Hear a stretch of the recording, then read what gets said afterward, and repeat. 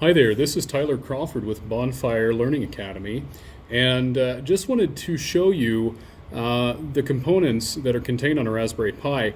We've just finished session 1, and so you all have learned what actually makes a computer a computer. Now, the very first component that you saw was the motherboard, and here we have a motherboard, but everything is soldered directly to this single printed circuit board that is essentially the size of a credit card. Very small, everything self-contained.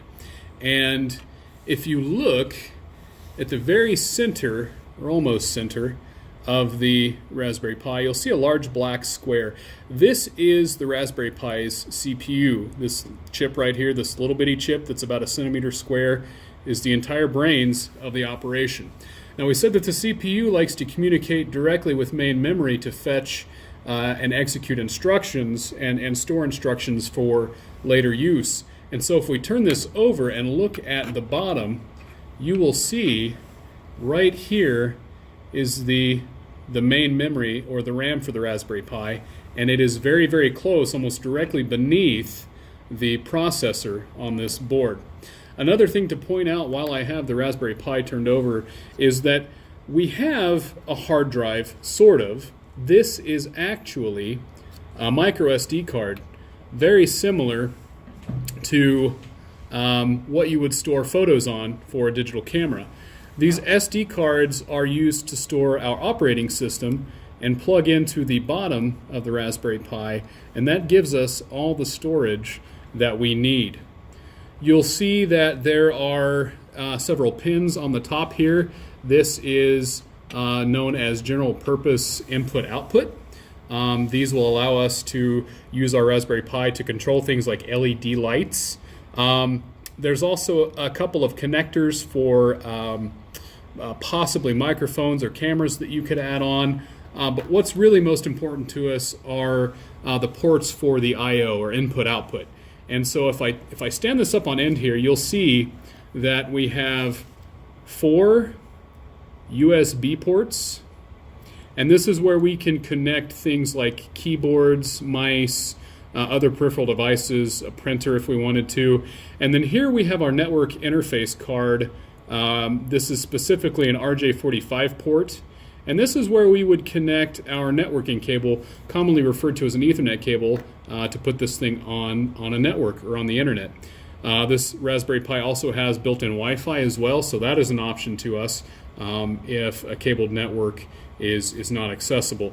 If I flip it up this way, you'll see that we have a micro USB connector here. This is going to be for a power adapter.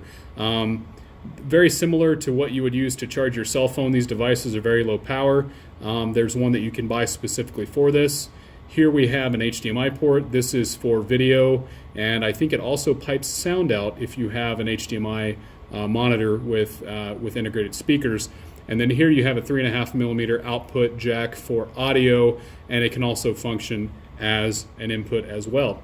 So that's the Raspberry Pi. Again, a very basic computer.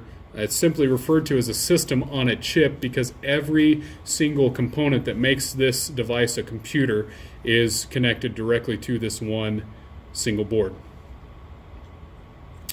I will give you an example of Raspberry Pi power adapter.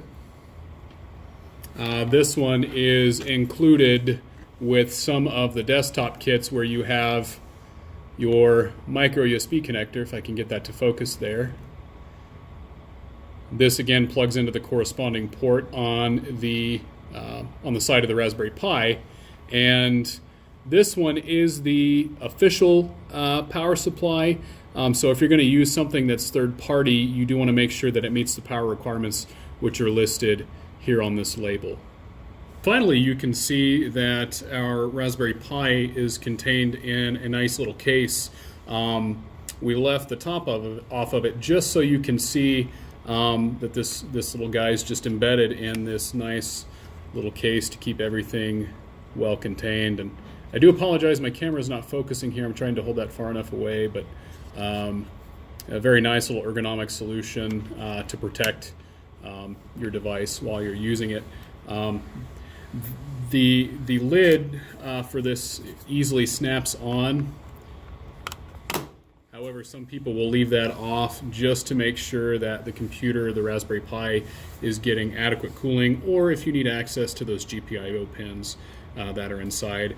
And again, to make this fully usable, you would need to connect some keyboards, or a keyboard and a mouse, possibly even an RJ45 connector for your network, again with an Ethernet cable. Also, at minimum, video output via HDMI. And then if you are connecting your power adapter, you would plug that in to the side like that, and then connect the other end of the power adapter into the wall. So pretty straightforward.